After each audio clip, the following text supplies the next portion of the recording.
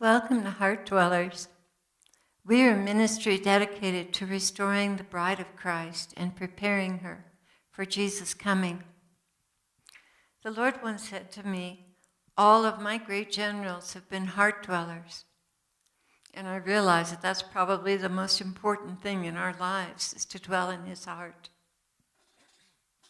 As his bride, we do not focus on doctrinal differences and debates. Rather, we're immersed in his love, so we can become his vessels of love to the world. We believe that seeing and hearing our God is the heritage and right of every Christian, as the scriptures promise in John 14. If anyone loves me, he will keep my word, and my Father will love him, and we will come to him and make our abode within him. And so a major part of our lives is dwelling with him in our hearts, keeping him company, adoring and cherishing every minute with him. He's placed a very high emphasis on purity of heart, as he said, "Blessed are the pure in heart, for they shall see God." So we're forever concerned and watchful to keep our wedding garments clean, without stains from compromise with the world. Methods of communication have changed from sermons beside the Sea of Galilee to internet podcasts and live streaming. And the lines between worldliness and holiness are seemingly obscured. Yet the very heart of our hearts, the very love of our lives, the very one who means everything to us, wants us to know where that line is between the world and holiness. I'm not talking about Phariseeism and blanket condemnations against the internet, rock music and drums in church, or girls in jeans, etc., etc. That's not the focus. I'm talking about what our hearts are preoccupied and taken up with. In the depths of our hearts, what do we find? Jesus and what's important to him, or a plethora of worldly concerns. What shall I wear? What shall I eat? Where shall we shop? Etc. Is it the latest fashions, a nice car, popularity with our peers, pleasing our parents or relatives?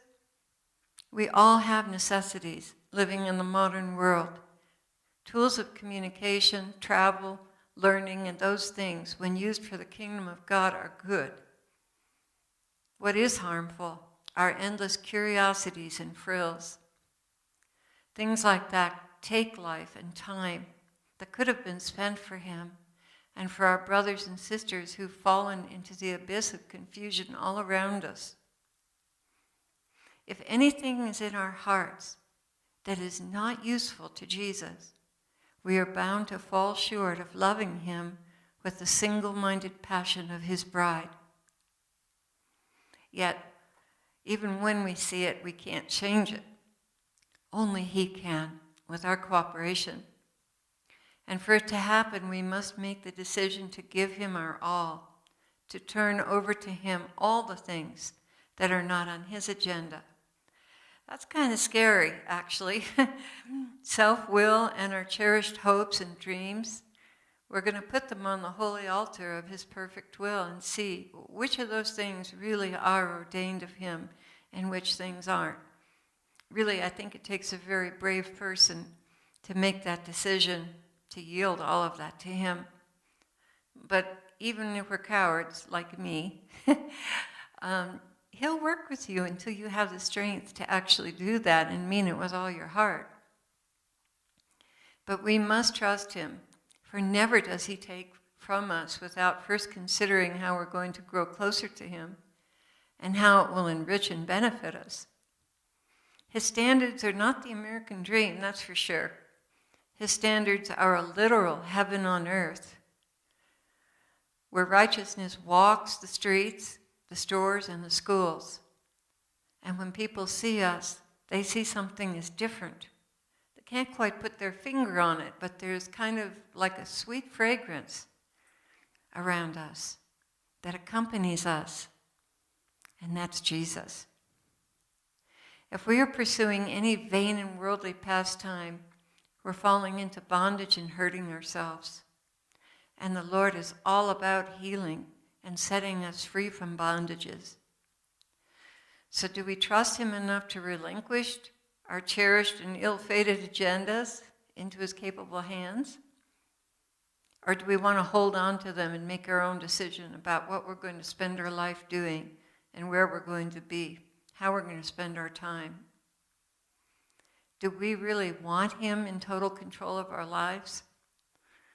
This is an honest question, and it's right where the rubber meets the road, and it's not something you can just pop up and say, yes, I really want him in total control. It's not that easy, because there's still areas that we might hold on to.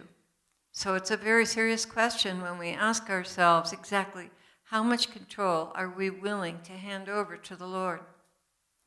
How far are we willing to go? Or are we lukewarm and comfort-loving Laodiceans, fond of shopping and entertainment and pleasure and pastimes? In these very moments in history, he's even at the door, soon to descend and claim his bride. I really, really believe that. But what will he find when he comes? That's a question. Will he see and find a distracted worldly bride in a wrinkled and dirty wedding gown, running around seeking her own interests? Martha, Martha. And I have to admit to you, that's been my hardest struggle. I have been a Martha, Martha for a good 20 years. It's taken the Lord a very long time to teach me how to be a Mary and to put that desire in my heart. I'm not saying that I've arrived. I'm only saying that I'm in a better place now than I was then.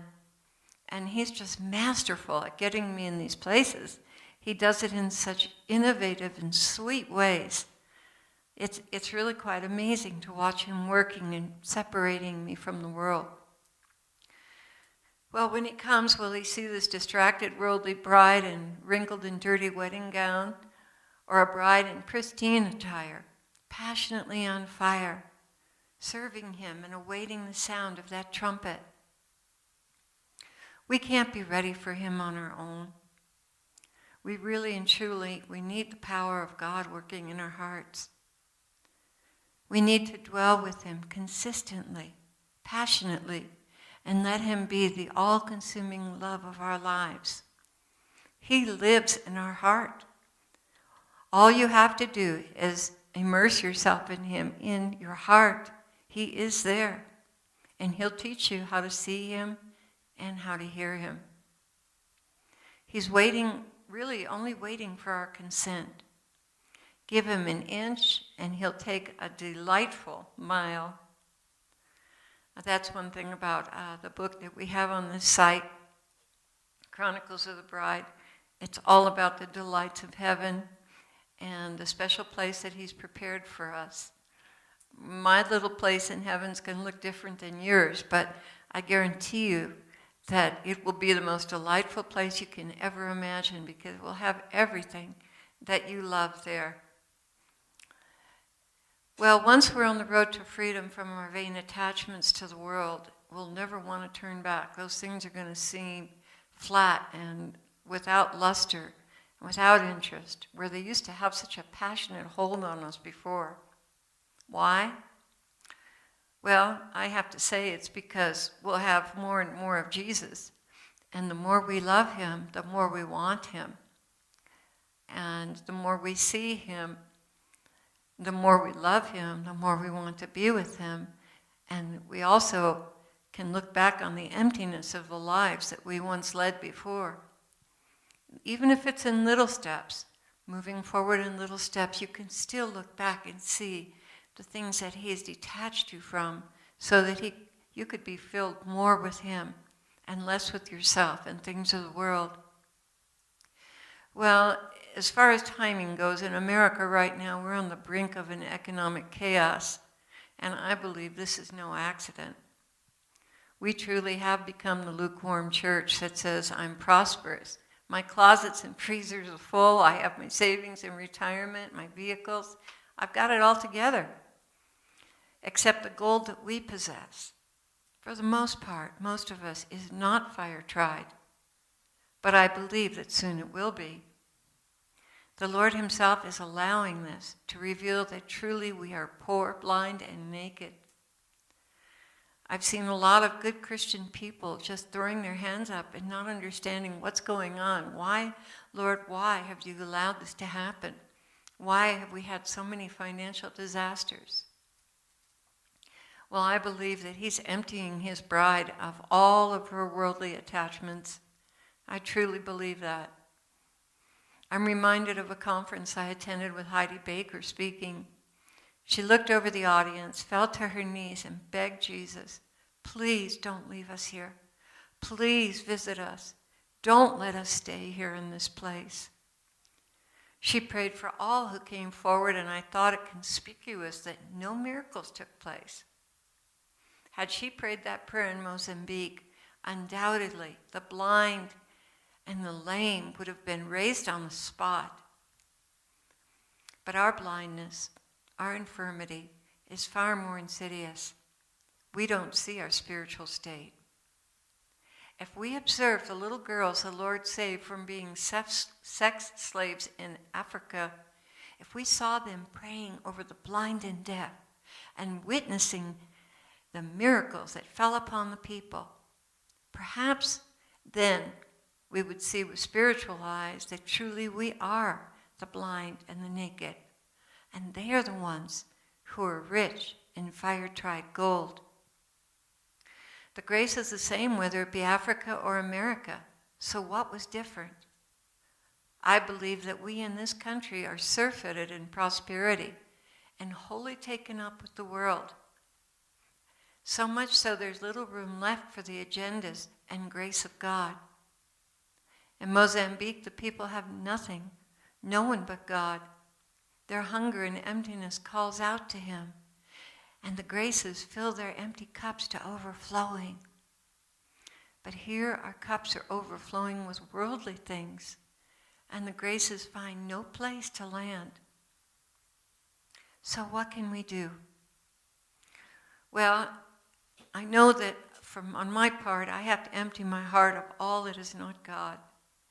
And that's a continuing process because there's more layers than I recognize. So each time one layer comes off, another layer presents itself.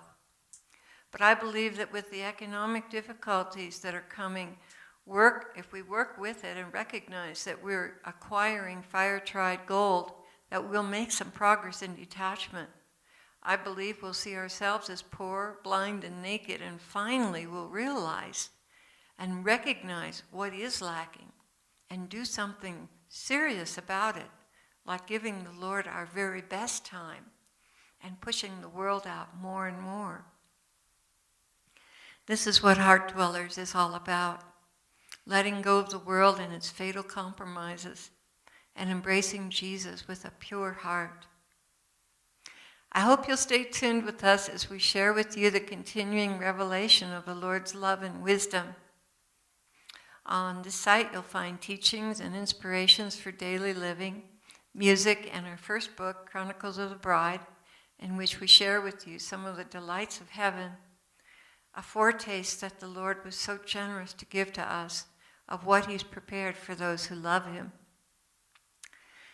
Well, please pray for us, and we will pray for you, that through mutual encouragement, we may live a life worthy of the very spouse of Jesus. God bless you, and I hope to hear from you.